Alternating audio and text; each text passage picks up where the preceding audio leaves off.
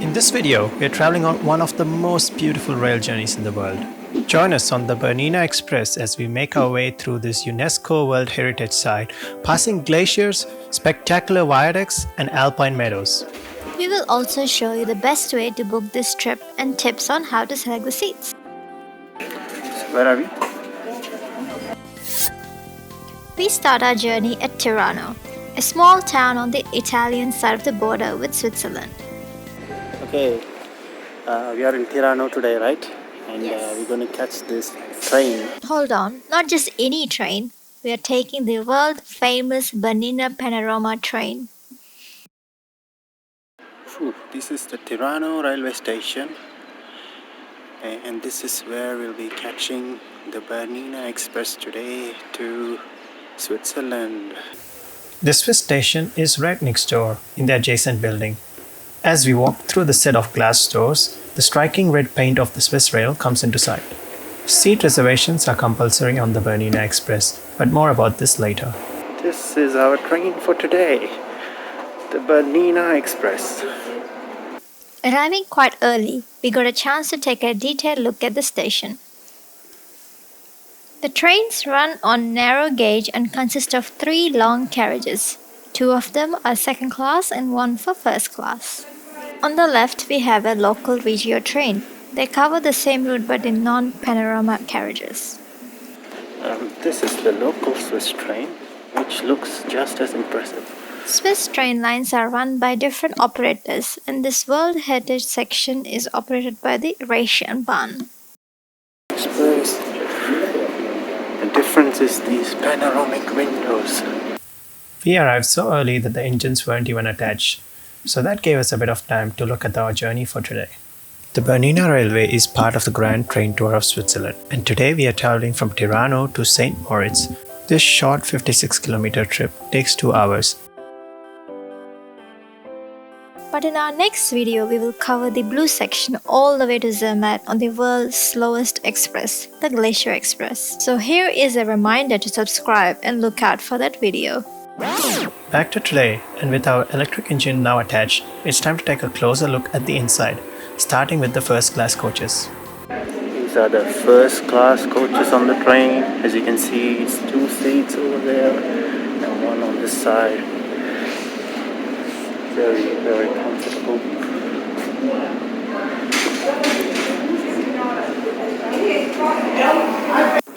We are, however, traveling on second class today, and the only difference is the 2-2 seating configuration. But let's face it, this beats just about any other train we have taken so far. Very hot in this train. We climbed on board and made ourselves comfortable in this beautiful carriage, our home for the next 2 hours. It is hard to explain just how massive these windows are. I'm sure we'll get to see more than just apartments and a car as we travel. The train journey includes an audio guide that explains the points of interest as we pass by. Another beautiful aspect of the Swiss trains are the colorful maps on the tables. The train also has a Wi-Fi, so I could keep my Instagram updated. Swiss trains run like clockwork, and it was no surprise that this one left on time and we were on our way to St Moritz. As we head out, we say bye to this beautiful town of Tirano, located just 2 kilometers from the Swiss border. Tirano has a population of just 9,000 people and is easily reachable from Milan by a train ride along beautiful Lake Como. Soon after leaving the station, the train runs through several narrow streets, and road traffic is held at lights to let us pass.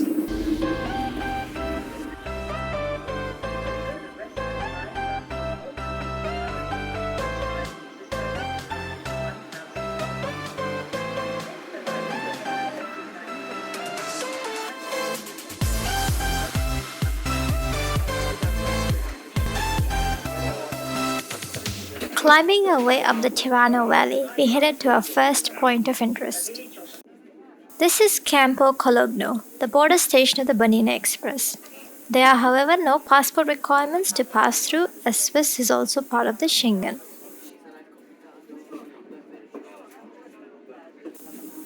The whole line through the Alps is a single track, and as a result, there are a lot of exchanges.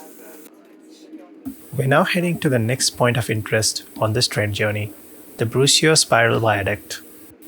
This is the most famous section of the Bernina Express and features in various Swiss train brochures. From a technical standpoint, the use of spirals is the most effective way to gain elevation in a short distance without stopping or reversing the train. And it's no wonder that we see several such spiral viaducts in alpine regions of Switzerland.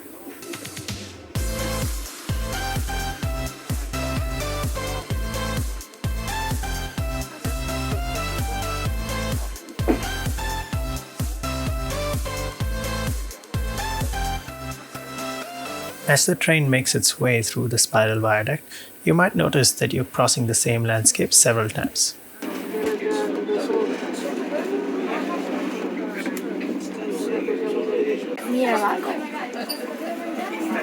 The train then passes Lago, a small town with Lake Poschiavo in the background. This would normally be a stunning view of the Alps, but not today. Oh well, we just have to come back again.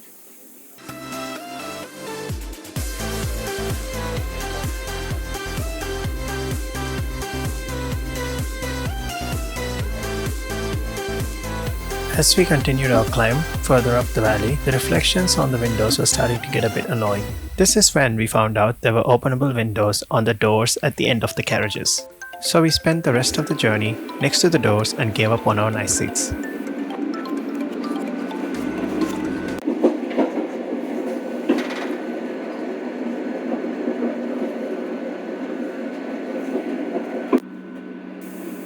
After passing more trains and several more viaducts, we reached our next point of interest. This is Palu Glacier, a gigantic 3.5 kilometers long chunk of ice.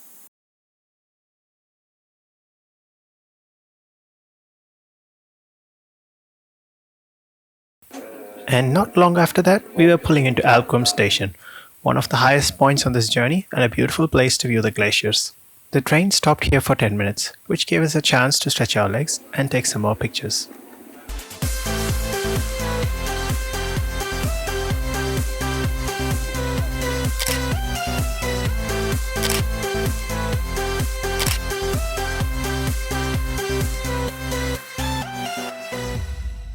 As we waited, we saw the oncoming Bernina Express heading back towards Italy.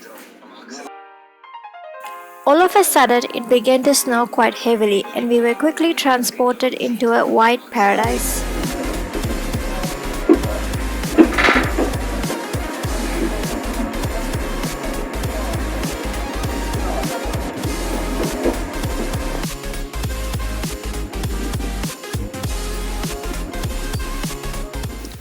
This is Ospizio Bernina.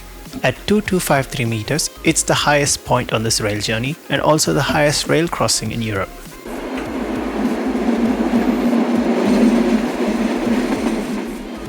As the train continued to chug along the Bernina Pass, we were treated to some stunning scenery. All while standing next to the window and getting snowed on. We didn't check out the food cart as it was a short trip, but they gave us a complimentary drink. So, what is this? There's tea. Yeah, I walked right into that one. Any good? It's like a mint tea. Oh well, it kept us refreshed as the train started to make its way down. And soon we got a first glimpse at some roads and sign of humanity again. As the train started to pull into St Moritz station, we were sad it was soon coming to an end. This is an epic but short journey and definitely one of the top rail trips we have been on. There is an option to go all the way to Her, but we decided to stop here at St Moritz instead. And as we approached the platforms, we got a sneak peek at our ride for tomorrow, the Glacier Express. And here is one last look at our cabin before we head off. So that's the Bernina Express. How was your experience? It's very beautiful. Saw lots of snow. We are in Switzerland. It's cold. So here is our stop for today, the the beautiful ski resort of St Moritz.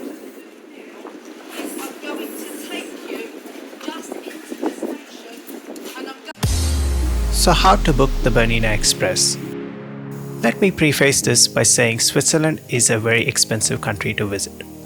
While one can skimp off instant noodles and supermarket meals, there are only a few options for hiking train travel.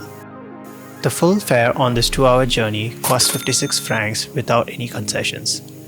With a Swiss travel pass, however, you can reduce this to just a seat reservation fee of 24 francs.